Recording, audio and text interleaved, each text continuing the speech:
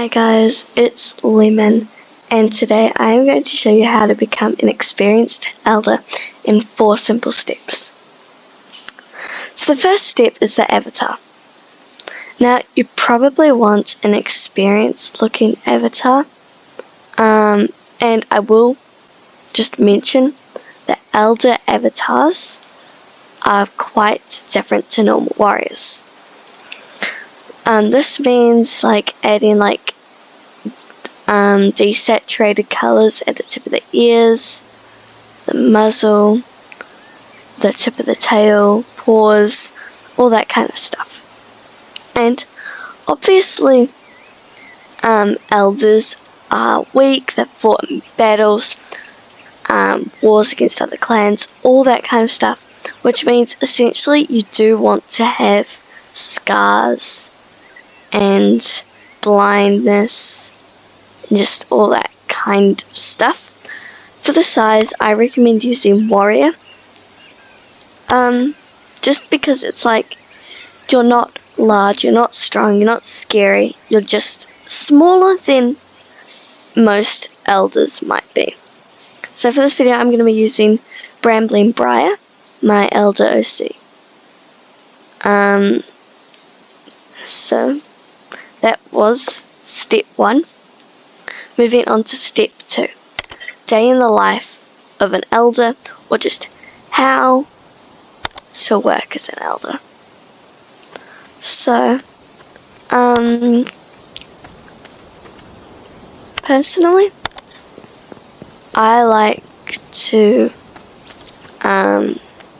use the walking or trotting speeds as an elder. Trotting if you're wanting to really be fast but not show that you're strong, a warrior, show that you're old. So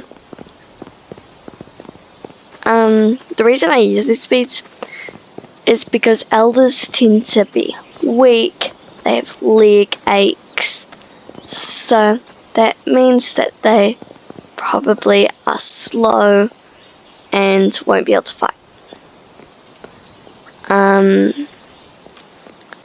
To interact with kids, you want to be using wise words like, it was devastating, the last leaf bear.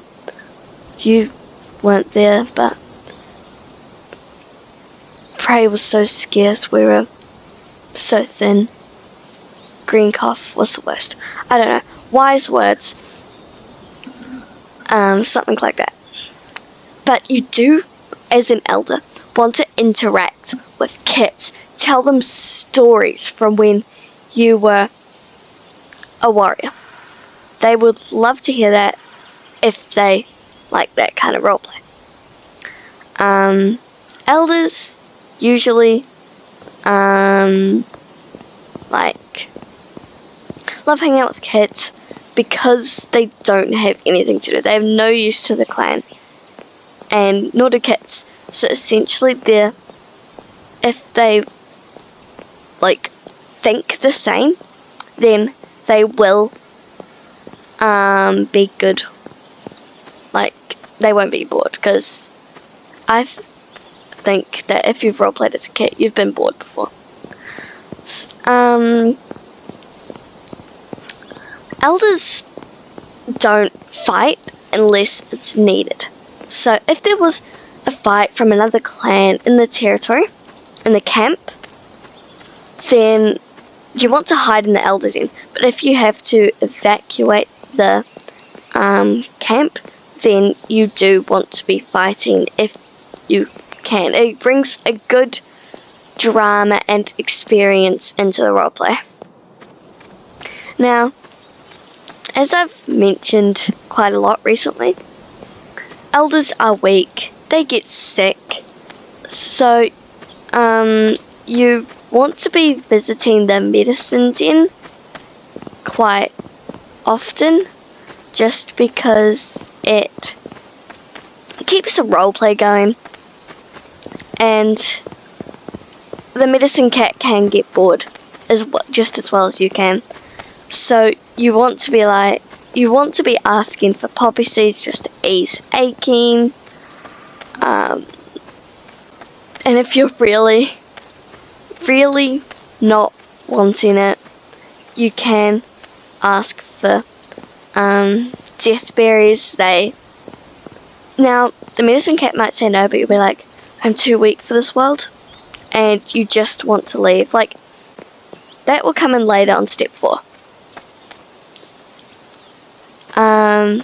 Now this being in the medicine den is step 3,